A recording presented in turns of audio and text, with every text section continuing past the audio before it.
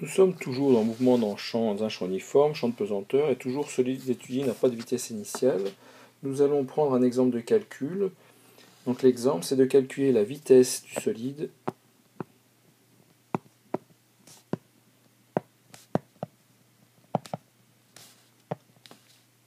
après avoir parcouru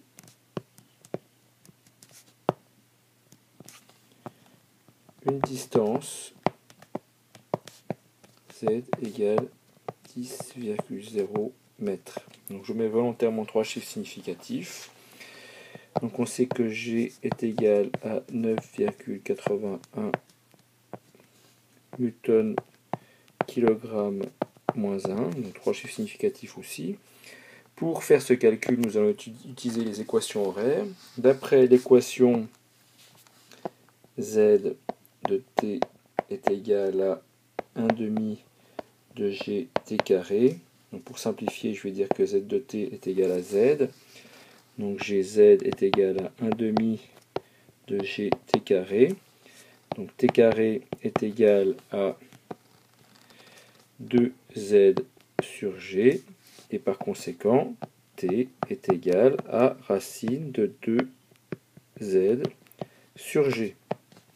Prenons maintenant l'autre équation horaire. Vz de t est égal à gt. Si je remplace t par son expression, ça fait Vz de t est égal à g fois racine de 2z sur g, c'est-à-dire Vz de t, donc si je mets z à l'intérieur de la racine, est égal à 2g carré z sur g. On voit bien sûr ici que g carré et g se simplifient, et on obtient, alors là c'est plus Vz de t, puisque c'est en fonction de z, donc on a Vz en fonction de z, donc je vais effacer ici, voilà, et ici, je vais mettre z, ou pour simplifier, on va l'appeler Vz, ici dans notre calcul, Vz est égal à racine de 2gz. Si je remplace, j'obtiens Vz est égal à racine de 2 fois 9,81 fois 10,0 et on obtient 14,0 mètres seconde moins 1.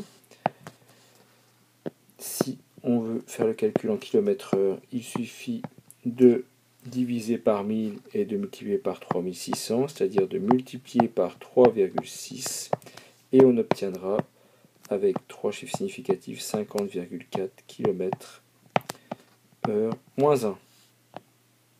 Si je veux obtenir la durée du parcours t, j'utilise l'expression Vz est égal à g fois t, d'où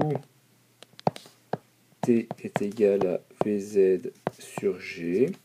Et si je remplace, je vais obtenir t est égal à 50,4 divisé par 9,81, c'est-à-dire t est égal à 5,14 secondes.